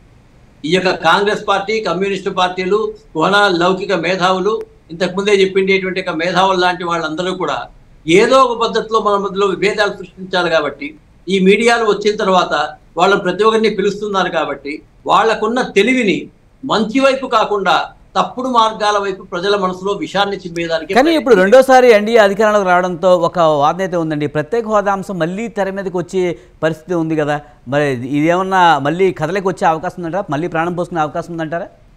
ఈ రోజైనా ఏ రోజైనా ప్రత్యేక హోదా అనేటువంటి దానికి అవకాశం లేదండి. ఎందుకు అంటే చాలా మంది చెప్తున్నారు కదా, మీడియాలో కూడా ఈ తప్పుడు ప్రచారాలు ఎలా వచ్చాయి అనేటువంటి విషయం. అంటే ఇప్పుడు చాలా మంది ఏం చెప్తారంటే ఇప్పుడు అవకాశం ఉంది, పూర్తి మెజారిటీ రాలేదు, ఈసారైనా సరే ఏపీ ప్రయోజనాల కోసం ప్రత్యేక హోదా డిమాండ్ చేయొచ్చు కదా అనేది అదే ఎక్స్ప్లెయిన్ చేస్తున్నా నేను. అదే ప్రత్యేక హోదా కోరిండేది ఎవరండి? భారతీయ జనతా పార్టీ. 5 సంవత్సరాలు అంటే 10 సంవత్సరాలు ఇవ్వాలని కోరిండేది కూడా భారతీయ జనతా పార్టీ. అధికారంలోకి వచ్చిన తర్వాత 14th ఫైనాన్స్ కమిషన్ అనేది ఏర్పడినప్పుడు దేశంలో ఈ ప్రత్యేక హోదా అనేటువంటిది మహారాష్ట్ర అడుగుతుంది, కర్ణాటకలో ప్రాంతం అడుగుతుంది, అన్ని చోట్ల ప్రత్యేక హోదాలు ఇస్తే ఇంకా ప్రత్యేక హోదా అనేటువంటి దానికి అర్థమే లేదు. మాక్సిమం ప్రత్యేక హోదాలో ఉండేటువంటిది ఏంటండి, మామూలుగా రాష్ట్రాలకి డెవల్యూషన్ ఫండ్ 60% వస్తే ప్రత్యేక హోదాలో 90% నిధులు వస్తాయి. అంటే 30% ఎక్కువ నిధులు రావడం తప్ప దాని నుంచి ఇంకా ప్రత్యేకంగా ఏది ఉండదు. అటువంటి దాన్ని తీసుకొని వచ్చేసేసి ఎందుకు చెయ్యాలా అని ఈ మన యొక్క దేశంలో ఉండేటువంటి రాష్ట్రాల మధ్య కానీ ప్రజల మధ్య కానీ ఈ తరతమ భేదాలు ఉండకూడదని 14th ఫైనాన్స్ కమిషన్ లో ఒక ప్రపోజల్ ఏం పెట్టారంటే, రాష్ట్రాలకు గతంలో 32% మాత్రమే నిధులు వచ్చేవి. స్వతంత్రం వచ్చిన తొలి రోజుల్లో 29% ఉంటే కాంగ్రెస్ మొత్తం అంతా కలిపి ప్రతిసారి అడిగినా ఒకసారి 0.5%, ఒకసారి 1% ఇట్లా పెంచుతా 32% వరకు మాత్రమే ఇచ్చింది. మిగతా డబ్బులన్నీ తన చేతిలో పెట్టుకుంది. 14th ఫైనాన్స్ కమిషన్ ఒక ప్రపోజల్ చేసింది, వచ్చేటువంటి పన్నుల్లో 42% నేరుగా రాష్ట్రాలకు ఇచ్చేసేసేయండి. అప్పుడు ఎవరు కూడా ప్రత్యేక హోదా అనేటువంటి పరిస్థితికి రావాల్సిన అవసరం లేదన్నప్పుడు నేను ఐఎమ్ ఓపెన్లీ ఛాలెంజింగ్ ఈ తెలుగుదేశం కానీ, వైఎస్ఆర్సీపీ కానీ, కాంగ్రెస్ పార్టీ కానీ, మమతా బెనర్జీ కానీ, అప్పట్లో ఉండేటువంటి అఖిలేష్ యాదవ్ కానీ, పినరవి వీళ్ళు కమ్యూనిస్టులు కానీ ప్రతి ఒక్కరు కూడా ఎగిరి గంతేసి సంతకాలు చేశారు. ప్రతి రాష్ట్రానికి ఎక్కువగా నిధులు వస్తాయని, 90% ఏ విధంగా నిధులు వస్తాయో దానికన్నా ఎక్కువ నిధులు వస్తాయి ప్రత్యేక హోదాతో ప్రతి ఒక్కరూ వీళ్ళు సంతకాలు చేశారు. పార్లమెంట్ లో ఏకగ్రీవంగా తీర్మానం చేశారు 14th ఫైనాన్స్ కమిషన్ కి. దాని తరువాత వైఎస్ఆర్సీపీ నాయకుడిగా ఉండేటువంటి జగన్మోహన్ రెడ్డి ఒక కుట్రతో మళ్ళా ప్రజల్ని రెచ్చగొట్టేటువంటి విధంగా ప్రత్యేక హోదా వస్తే ఏదో వస్తుంది అని తప్పుడు ప్రచారం చేసినప్పుడు ప్రజలు అమాయకంగా ఏదో కేరింతలు కొట్టడం, దాన్ని చూసి అప్పుడు చంద్రబాబు నాయుడు గారు కూడా పక్కకు వెళ్ళడం జరిగింది. కానీ ఈరోజు వాస్తవం తెలుసు, మీకు తెలుసు కదండి, చంద్రబాబు నాయుడు గారు స్పష్టంగా అసెంబ్లీలో అందరూ ఉన్నప్పుడే అయ్యా ప్రత్యేక హోదా నుంచి మనకు 3,500 కోట్ల రూపాయలు మాత్రమే సంవత్సరానికి అదనంగా ఆదాయం వస్తే ఈ 10% పెంచడం ద్వారా 14,000 కోట్ల రూపాయల ఆదాయం వస్తుంది, మరి ఏది మంచిది? అంతేకాకుండా భారతీయ జనతా పార్టీ ఏం చేసింది, ఇంకా 5% నేరుగా పంచాయతీలకు నిధులకి 14th ఫైనాన్స్ కమిషన్ చెప్పకపోయినా కూడా మళ్ళా ఇచ్చింది. ప్రకృతి కెలామిటీస్ ఫండ్ 2% కూడా మళ్ళీ రాష్ట్రాలకు ఇచ్చింది. ఇప్పుడు కేంద్రం దగ్గర ఉండేది 51%, 49% రాష్ట్రాలకే ఇచ్చేస్తుంది. ఇంకా ఎక్కడి నుంచి ఇస్తారు నిధులు? ఈ ప్రత్యేక హోదా అనేటువంటిది ఉన్నది కూడా 2018లో అన్నిటికీ అంతమైపోయింది. ఇది అందరికీ తెలుసు, ప్రతి ఒక్క అందరూ కూడా కరెక్టే మీరు చెప్పినట్టు అందరికీ తెలిసినా కూడా ఇప్పుడు ఎన్డీఏకి పూర్తి మెజారిటీ రాకపోవడంతో కొంతవరకు కూడా భయపెట్టొచ్చు అనే ఇది నడుస్తూ ఉంది. జరగదండి, నేను ఈ రోజు కూడా చెప్తున్నా, చంద్రబాబు నాయుడు విజ్ఞానవంతుడు, దాని వల్ల వచ్చేటువంటి రిప్రకషన్స్ తెలుసు.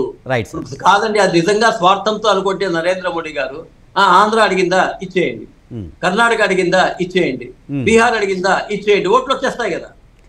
ఇప్పుడు వస్తాడేదంతా అదే కదా, కాంగ్రెస్ పార్టీ అదే కదా, ప్రభుత్వ డబ్బుల్ని తీసుకొని తాయిలాగా పెట్టే కదా ఓట్లు తెచ్చుకుంటా ఉండేది వీళ్ళు.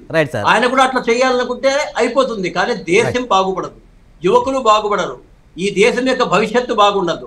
ఈ దేశం అభివృద్ధి చెందాలంటే ఒక క్రమశిక్షణాయుతమైనటువంటి యొక్క పద్ధతి జరగాలి అనేటువంటిది భారతీయ జనతా పార్టీ నమ్ముతుంది. నాకు తెలిసినంత వరకు చంద్రబాబు నాయుడు గారు కూడా అదే స్థాయిలో ఉంటారు తప్ప మిగతా ముగిసిపోయిన అధ్యాయం అని చెప్తారు ఫైనల్గా. రైట్ నాగేశ్వరరావు గారు ముఖ్యంగా 2014లో అయితే అప్పుడు ఎన్డీఏ గవర్నమెంట్లో 3 కేంద్ర మంత్రి పదవులు అయితే వచ్చాయి. ఈసారి భాగస్వామ్యం కూడా ఉండే పరిస్థితే ఉంది. మరోవైపు చంద్రబాబు ఎన్డీఏలో చక్రం తిప్పబోతున్నారు, కరీంనగర్గా బాధ్యతలు చేపట్టబోతున్నారంటూ ప్రచారం జరుగుతుంది. అదే జరిగే అవకాశం కనిపిస్తుందా? చక్రం తిప్పడంలో అధికారాన్ని ఏ రకంగా సొంతానికి ఉపయోగించుకుంటారు నాటి మాటలు ఇప్పుడు కూడా చంద్రబాబు సొంతానికి కాదు, ఏపీ ప్రయోజనాల కోసమే గతంలో. ఎందుకంటే వాజ్పేయి గారు ప్రధానమంత్రిగా ఎన్డీఏ కన్వీనర్ గా చంద్రబాబు నాయుడు గారు చేశారు.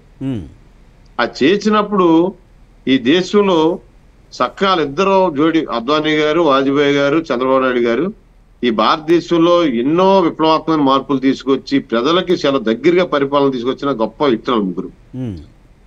తర్వాత రోజుల్లో 2014 నుంచి 19 వరకు కూడా కేంద్ర ప్రభుత్వం ఇటు రాష్ట్ర చంద్రబాబు విడిపోయిన రాష్ట్రాన్ని ఎంతో మేధావతనంతో ఒక రకమైన బడ్జెట్ ఆదాయం తక్కువ ఉన్నా సరే చక్కగా చేసుకొచ్చి టైంలో సుమారుగా ఒక 60 మంది అప్పుడు వైసీపీకి గెలిచిన 67 మంది ఎమ్మెల్యేలు ఉన్నారు. అందులో అందరూ రూప్సే, ప్రతిరోజు ఏదో అల్లరి చేయడం తప్ప రాష్ట్రం కోసం వాళ్ళు ఇప్పుడు ఏం చేయలేదు. ఆ రకంగా ప్రజల్ని ఒక మాయలో పాడేసి ఇప్పుడు ఈ పరిస్థితి రావడానికి కారణం మొన్న వరకు 5 సంవత్సరాల్లో వాళ్ళు చేసిన అల్లరి అది. ఇప్పుడు ప్రజలు ఆంధ్రప్రదేశ్ లో 3,30,00,000 మంది ఓటర్స్ ఉపయోగించుకున్నారు. ఎంత విజ్ఞతతో అసలు చంద్రబాబు నాయుడు గారి విజన్ అంటే ఏంటి, చంద్రబాబు నాయుడు గారు ఏ రకంగా పరిపాలన మీద దృష్టి పెడతారు, ప్రజల కోసం ఆలోచిస్తారనేది చాలా చక్కగా మ్యాండేట్ ఇచ్చారు. అలాగే కేంద్రంలో నరేంద్ర మోడీ గారు కూడా అంటే ఆయన కంటిన్యూషన్ ప్రధానమంత్రిగా చేసుకొస్తున్నప్పుడు కొన్ని సీట్లు తగ్గినాయి. అది ఆ రాష్ట్రాల్లో ఉన్న కొన్ని ఇబ్బందులు ఉండొచ్చు తప్ప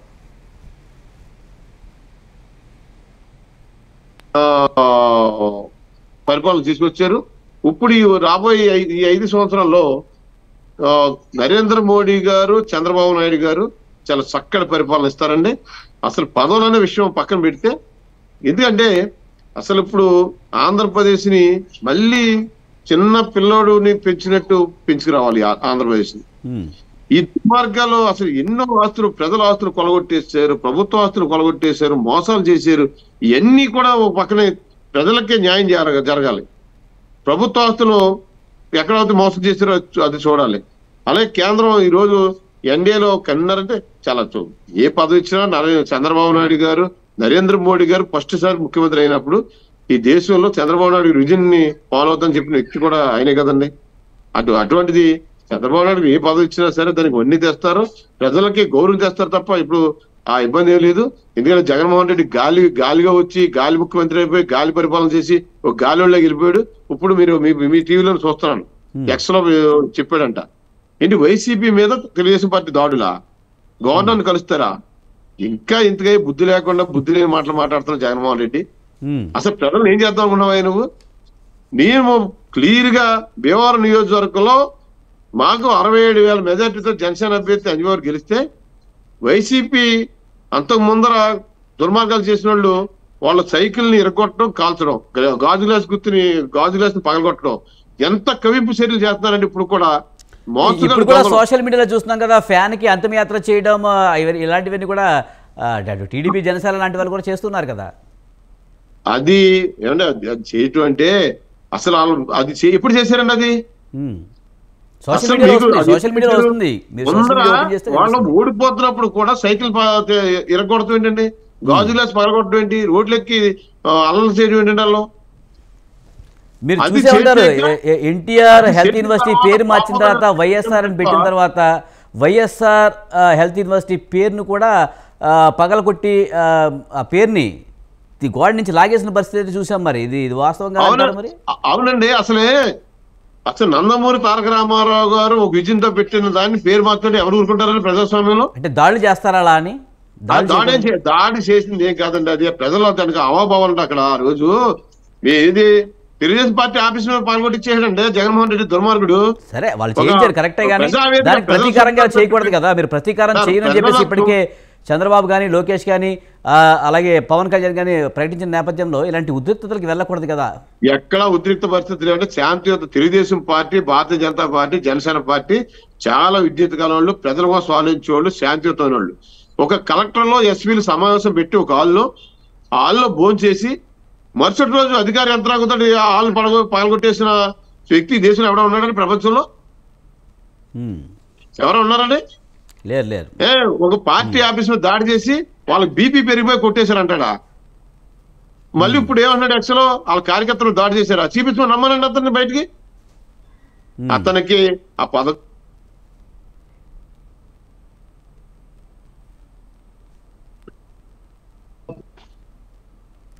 నాగేశ్వరరావు గారు ఉన్నారా? అయ్యా చాలా దుర్మార్గం మాట్లాడుతున్నాడు ఆయన. మళ్ళీ పాత పంతాలోకి వస్తున్నట్టున్నాడు.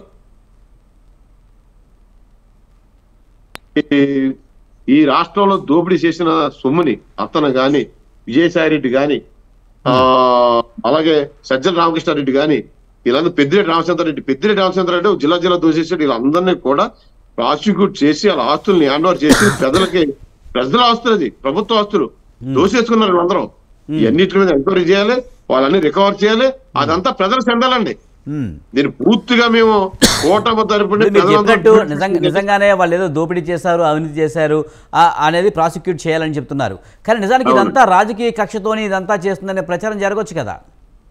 అలా అందుకే కదంటే ప్రజల మధ్యనే దాని వాళ్ళు చేసిన దుర్మార్గాలు ప్రజల కోర్టులో ప్రజల మధ్యనే వాళ్ళు ఎక్కడెక్కడ ఏ దోపిడీ చేశారు ఆ దోపిడీ సొమ్మునంతా కూడా ప్రజల మధ్యనే కక్కించి ప్రజలకే చెందినట్టు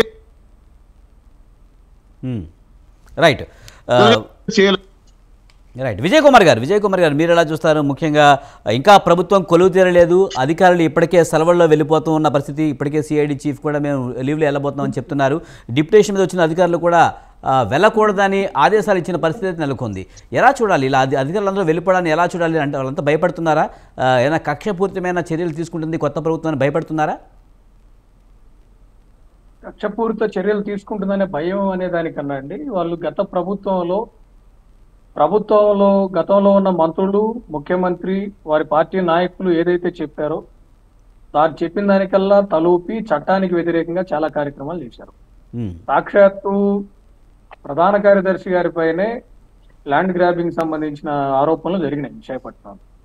సో ప్రభుత్వం మాదే, వైఎస్ఆర్ కాంగ్రెస్ పార్టీ మళ్ళీ వస్తుంది కాబట్టి అక్కడ ఎవరైతే విచ్చలవిడిగా విధానాలకు వ్యతిరేకంగా, చట్టాలకు వ్యతిరేకంగా కార్యకలాపాలు చేసి రేపు ప్రభుత్వం వచ్చిన తర్వాత దోషులుగా చట్టం ముందు నిలబడాల్సి వస్తుందన్న భయంతో ఎవరైతే ఉన్నారో వారు మాత్రం ఈరోజు సెలవుల మీద వెళ్ళే ప్రయత్నం, తర్వాత పదవుల నుంచి మమ్మల్ని రిలీవ్ చేయండి అనేటువంటి ప్రయత్నాలు చేస్తున్నారు తప్పిస్తే ఎవరు కూడా కక్షపూరితమైనటువంటి చర్యలు ప్రభుత్వం తీసుకుంటే చట్టం చూస్తూ ఊరుకుంటుందండి. ఖచ్చితంగా ఒక అధికారి మీద కక్షపూరితంగా చర్యలు తీసుకుంటే చట్టం ముందు ఖచ్చితంగా, ఇప్పుడు మొన్న మన ఏబి వెంకటేశ్వరరావు గారి పైన కక్షపూరిత చర్యలు తీసుకుంటే చట్టం చూస్తా ఊరుకుందా? సుప్రీంకోర్టు కూడా ఈరోజు ఆయనకి అనుకూలంగా తీర్పిచ్చిన పరిస్థితి ఉంది. సో చట్టానికి వ్యతిరేకంగా కక్షపూరితంగా రాబోయే ప్రభుత్వమే చర్యలు తీసుకోదు. కానీ ఇప్పుడు ఎవరైతే అధికారులు సెలవు మీద వెళ్తున్నారో, మమ్మల్ని రిలీవ్ చేయమని చెప్పి అడుగుతా ఉన్నారో, వీళ్ళందరూ కూడా గత ప్రభుత్వంతో అంటగాగారు. గత ప్రభుత్వం చేసినటువంటి అవినీతిలో వీళ్ళకి భాగస్వామ్యం ఉంది.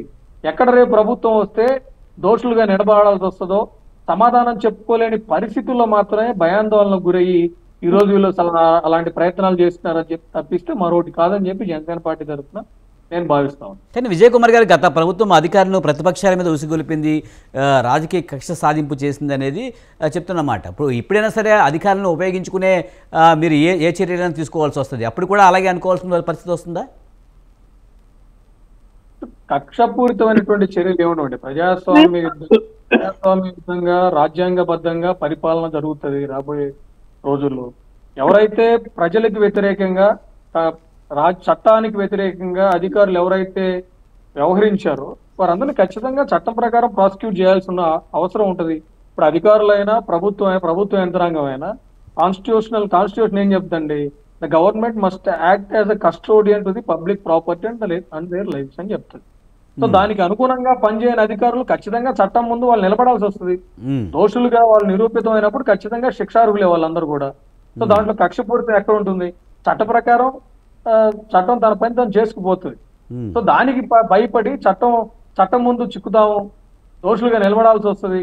అరే వైసీపీ ప్రభుత్వం వచ్చింది, మనం ఇలాగే అప్రతిహతంగా మనం దురాగతాలు చేసుకుంటా పోవచ్చు అని చెప్పి భావించి విచ్చలవిడిగా చేసిన వాళ్ళు ఈరోజు ప్రభుత్వం మారేసరికి ఏం చేయాలో తెలియని పరిస్థితుల్లో ఈరోజు సెలవు మీద పోతా ఉన్నారు. మమ్మల్ని రిలీవ్ చేయండి మా పొజిషన్ నుంచి, మా మదర్ డిపార్ట్మెంట్స్ పంపించండి అని చెప్పి అడుగుతా ఉన్నారు. సో కేవలం భయపడి అడుగుతున్నారు. కానీ రేపు రాబోయే ప్రభుత్వం ఇప్పటికే చంద్రబాబు నాయుడు గారు కానీ పవన్ కళ్యాణ్ గారు కానీ చాలా స్పష్టంగా చెప్పారు, రాబోయే రోజుల్లో కక్షపూరితమైనటువంటి కార్యక్రమాలు ఏమి ఉండవు, ప్రతీకార చర్యలు ఏమి ఉండవు, ప్రజలకు ఏదైతే ఉపయోగం ఉంటుందో ఆ కార్యక్రమాలు చేపడతాం, చట్టబద్ధంగా రాజ్యాంగబద్ధంగా పరిపాలన జరుగుతుంది, జరిగినటువంటి నష్టాన్ని రిపేర్ చేసుకునే కార్యక్రమాలే ఉంటాయి తప్పిస్తే ఇప్పుడు ఒక అధికారో లేకపోతే ఒక ఎమ్మెల్యేనో మంత్రో ప్రజాధనాన్ని దోచుకున్నాడు అధికారాన్ని అడ్డం పెట్టుకొని, అదంతా కూడా ప్రజలకు చెందాల్సినటువంటి డబ్బు లేదా ప్రజలకు చెందాల్సినటువంటి సంపద, అధికారాన్ని అడ్డం పెట్టుకుని అధికారాన్ని దుర్వినియోగం చేసి ఒక వ్యక్తి తన జేబులో వేసుకుంటే వాళ్ళని ప్రాసిక్యూట్ చేయొద్దా? వచ్చే ప్రభుత్వం ఖచ్చితంగా వాళ్ళని చట్టం ముందు నిలబెట్టి వాళ్ళు అవినీతి మార్గంలో తిన్న సొమ్మంతటి కూడా కక్కించి మళ్ళీ ఇప్పుడు ప్రభుత్వ ఖజానాకి దాన్ని యాడ్ చేయాల్సినటువంటి బాధ్యత. కానీ ఆధారాలు దొరుకుతాయి అంటారా విజయ్ కుమార్ గారు? ఇప్పటికే అనేక ఫైళ్లు మాయమైపోయినాయి, ఇప్పటికే చాలా మట్టికి అంతా క్లీన్ చేసి పెట్టారు అని చెప్తున్నారు. మరి ఈ నేపథ్యంలో మీరు ఆధారాలు లేకుండా వాళ్ళ మీద ఆరోపణలు చేస్తే అది రాజకీయ దాడి కిందనే వాళ్ళు భావించే పరిస్థితి ఉంటుంది కదా? ఖచ్చితంగా ఇప్పుడు ఆధారాలు లేకుండా ఆరోపణలు చేసేటువంటి పరిస్థితి ఉండదండి. ఖచ్చితంగా మీరన్నట్టు కొన్ని ఆధారాలు మాయం చేసే పరిస్థితులు కూడా జరుగుతున్న నేపథ్యంలో గవర్నర్ గారు నిన్ననే వారు ఆదేశాలు ఇవ్వడం జరిగింది. ప్రతి కార్యాలయంలో డిజిటలైజ్ చేసిన ఫైల్స్ కానీ లేకపోతే డాక్యుమెంట్ రూపంలో ఫిజికల్ గా ఉన్న ఫైల్స్ కానీ ఏవి కూడా తరలించడానికి వీల్లేదు, అన్ని కూడా సేఫ్ అండ్ సెక్యూర్ గా పెట్టాలని చెప్పి కూడా గవర్నర్ గారు ఆదేశాలు ఇవ్వడం జరిగింది. సో ఖచ్చితంగా ప్రతి ఒక్కరు కూడా ఎవడైతే అవినీతిగా వ్యవహరించారో, అధికారాన్ని అడ్డం పెట్టుకొని దౌర్జన్యాన్ని ప్రజల మీద నిర్వహించారో, అవినీతి మార్గంలో ఎలా అయితే ఖజానాన్ని ప్రజల సంపదను లూటీ చేశారో ప్రతి ఒక్కరు కూడా చిక్కుతారు, చట్టానికి చిక్కుతారు. దానికి సంబంధించినటువంటి సిస్టమేటిక్ ఎంక్వైరీ అనేది ఖచ్చితంగా వాళ్ళ మీద జరుగుతుంది. ప్రభుత్వ సంస్థలు దానికి అనుగుణంగా పనిచేస్తాయి ఖచ్చితంగా. దాన్ని రాజకీయ దాడి అనుకున్న దానికి ఏముంది? ఇప్పుడు ప్రభుత్వ అధికారుల మీద ఏ విధంగా మనం ఇప్పుడు అవినీతి పరుల మీద రాజకీయ దాడి అంటే ఎలా? ఇప్పుడు జగన్మోహన్ రెడ్డి గారు 1,00,000 కోట్ల అవినీతి చేస్తే ఆయన మీద కేసులు పెడితే దాన్ని కూడా రాజకీయ దాడి అంటే ఎలా కుదురుతుంది? అవినీతి పరువుల్ని ఖచ్చితంగా సానుభూతి గతంలో పనిచేసింది కదా, 2019లో అఖండ విజయం సాధించిన, మరి దాని ఫలితమే అనే ఒక ఇది ఉంది కదా. అంటే ఇక ప్రజల్ని వాళ్ళు ఆ విధంగా మభ్యపెట్టారు, ప్రజల్ని ఆ విధంగా మభ్యపెట్టారు. మన ఆయన చనిపోయినాడు, నేనేం చేయకపోయినా కూడా నా మీద కక్షపూరితంగా నా మీద ఏదో కేసులు పెట్టారని చెప్పి వాళ్ళు ఆ విధంగా ప్రజల ముందుకెళ్ళి వాపోయారు. సరే ప్రజలు కూడా నమ్మారు, ఒకసారి ఇద్దాము పాపం తండ్రిని కోల్పోయినాడు పాపం అమాయకంగా మన ముందుకు వచ్చారని ఇచ్చారు. ఈ 5 సంవత్సరాలు చూపించాడు కదా ఆయన ఏంటో, ఆయన నిజస్వరూపం చూపించాడు కదా 5 ఏళ్ల పాటు. సో భవిష్యత్తులో మళ్ళీ వాళ్ళకి అవకాశం ఇచ్చే పరిస్థితి ఉండదు. ప్రజలు ఒకసారి నమ్ముతారు, ప్రజలే అమాయకులు కాదు, తెలివి తక్కువ ఉండరు, ప్రతిసారి కూడా అలాంటి పరిస్థితులు ఉండవు. సో అవినీతి పరుల్ని శిక్షించడం, చట్టరీత్యా వాళ్ళ మీద చర్యలు తీసుకోవడం అనేది రాజకీయ ప్రతీకార చర్య అవుతుందైతే నేను అనుకోను. అది రాజ్యాంగబద్ధమైన చర్య, చట్ట ప్రకారం వారి మీద చర్యలు తీసుకోబడుతుంది. రైట్. నాగేశ్వర గారు, ముఖ్యంగా పవన్ కళ్యాణ్ కానీ లోకేష్ కానీ చంద్రబాబు కానీ బయటకు వచ్చి చెప్పింది ఒకటే, ముఖ్యంగా కక్ష సాధింపు చర్యలు ఉండవు ప్రతిపక్షాల మీద అనేది చెప్పడం జరిగింది. కానీ నిజంగా చంద్రబాబు అరెస్ట్ విషయంలో చాలా కదిలిపోయిన పరిస్థితి, అందరూ కూడా చాలా సీరియస్గా ఉన్న పరిస్థితి. ఇప్పటికి కూడా అది మర్చిపోలేకపోతున్నారు టీడీపీ శ్రేణులు. అలాగే భువనేశ్వర్ గారిని క్యారెక్టర్ అసోసియేషన్ చేసినప్పుడు కూడా చాలా ఉద్రిక్తంగా ఆ పరిస్థితులు నెలకొన్నాయి. అది కంటిన్యూ అవుతున్న పరిస్థితి కూడా ఉంది. కానీ నిజంగా టీడీపీ శ్రేణులు అవి మర్చిపోయే అవకాశం ఉందంటారా? ఎక్కడ ఎప్పుడు మర్చిపోరండి. అది చాలా దుర్మార్గమైన చర్య. ఒక పార్టీ ఆఫీస్ మీద, ఒక జాతీయ పార్టీ ఆఫీసు 14 సంవత్సరాలు, ఇంచుమించు 22 సంవత్సరాల ముఖ్యమంత్రి అధికారంలో ఉన్న పార్టీ అది. అటువంటి పార్టీ ఆఫీసు జాతీయ స్థాయిలో మరి నారా చంద్రబాబు నాయుడు గారు అంతర్జాతీయ స్థాయిలోనే ఒక గొప్ప వ్యక్తి. ఆయన్ని అసెంబ్లీలో ఆయన భార్య పిల్లల కోసం మాట్లాడిన దుర్మార్గమైన మాటలో, పార్టీ ఆఫీస్ మీద దాడి, అసలు ఏది స్కిల్ డెవలప్మెంట్ అనేది మరి ఆ రోజు రిమాండ్ తెచ్చిన జడ్జి కూడా మరి మా భీమవరం ఏరియానే. వీళ్ళందరూ కూడా ఆ రోజు సిఐడి పెట్టిన కేసు ఒక్కో కాగితం కూడా నిరూపించలేకపోయారు. ఇవన్నీ కూడా ఎవరు కూడా తెలుగు ప్రజలు అనేది ప్రపంచంలో ఉన్న పార్టీ కదా సార్, అసలే ప్రపంచంలో ఉన్న తెలుగు ప్రజలు ఎవరు కూడా మర్చిపోరు. అది దానికి అనుగుణంగానే కదండి మన పవన్ కళ్యాణ్ గారు స్పందించి ఆ రోజు ఇదేంటి ఇంత గొప్ప పెద్ద మనిషిని, గొప్ప పరిపాలనాధ్యక్షుడిని ఎంత ప్రతిపక్షం ఉంటే మటుకు ఈ రకంగా దుర్మార్గం చేస్తాడనేది బయటకు వస్తా కారణం. ఇప్పుడు పవన్ కళ్యాణ్ అంటే ఒక రోల్ మోడల్ కదండి, ఆయన ఎంత గొప్ప ఎత్తు కదా, ఆయన ఎందుకు వచ్చాడు ఆ రోజు బయటికి? అసలు ఇవన్నీ ఎవరు మర్చిపోరండి. కానీ అలాగని దాని మీద చట్టపరమైన చర్యలు, ఒక ఎవరైతే తప్పు చేసిన అధికారులు ఉన్నారో, కొమ్ము కాసారో, ఒక మోసం చేశారో రఘురామకృష్ణరాజు గారిని ఆయన కొడతాం ఏంటండి అసలు ఒక పార్లమెంట్ మెంబర్ని? పోనీ ఆయన ఇప్పటి వరకు నిరూపించగలిగారా? నారాయణ గారిని అరెస్ట్ చేసేసి కార్లు వేసి తీసుకొచ్చేస్తాం ఏంటండి?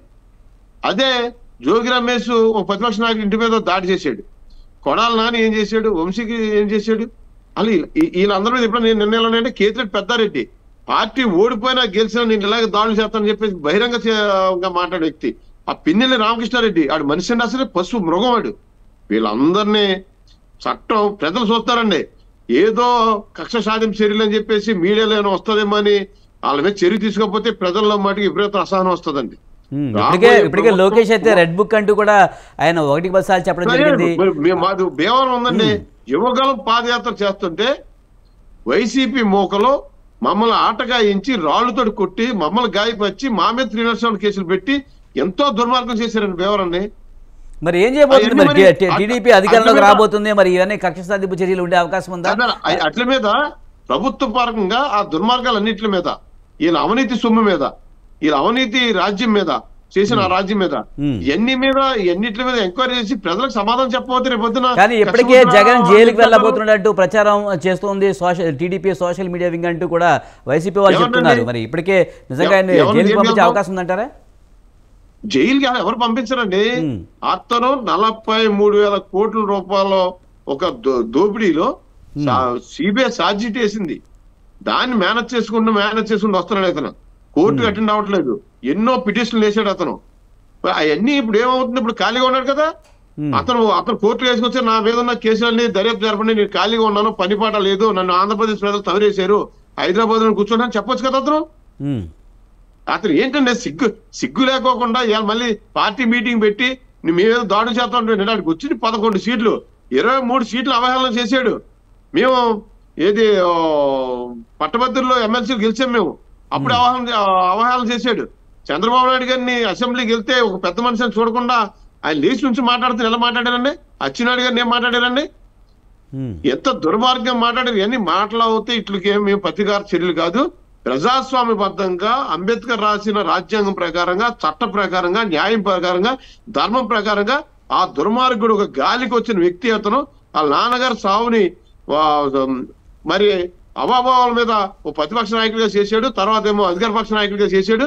ఈ భారతదేశంలో అటువంటి శాతగాని సన్నాసి, ఒక డబ్బు ప్రధానం అనే ఒక వ్యక్తిని, సొంత చిన్నాన్ని చంపేసిన వ్యక్తి ఒక అసలు ఇంకా దారుణం ఉందండి. అసలు అటువంటి కుటుంబంలో అటువంటి వ్యక్తిని ఇంకా ప్రజాస్వామ్యం ఉంచుదాం అంటారా మీరు? మీడియా కూడా మీరే కక్ష సాధింపుగా మాట్లాడుతున్నారు ఇప్పుడే.